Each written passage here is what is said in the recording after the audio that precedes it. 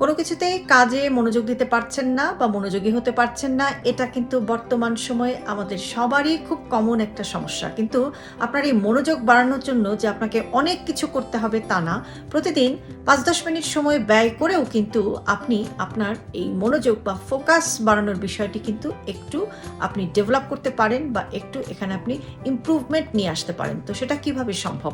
Deep breathing exercise practice করুন। আপনি খুব টেনে লম্বা করে শ্বাস নিন নাক দিয়ে এবং আস্তে আস্তে মুখ দিয়ে সেই শ্বাসটা ছেড়ে দিন। এরকম দিনের মধ্যে কয়েকবার আপনি করুন, সেটা কিন্তু আপনার ফোকাস বাড়াতে বা মনোযোগ বাড়াতে হেল্প করতে পারে। এখন যে কাজটি করছেন এই মুহূর্তে সেটাকেই খুব মনোযোগ দিয়ে করার চেষ্টা করুন। এবং আরেকটি কাজ আপনি করতে ভুলবেন না, সেটা হচ্ছে যে কৃতজ্ঞতা প্রকাশ করতে ভুলবেন না। দিনের শেষে আপনি একটু রিভিউ করুন যে আজকে যে ভালো কাজটি হয়েছে সেটার জন্য অবশ্যই আপনি গ্রেটফুল থাকার চেষ্টা করুন এবং কৃতজ্ঞতা প্রকাশ করুন। নিজের ইমোশনকে বা নিজের আবেগকে আপনি কখনো উপেক্ষা করবেন না।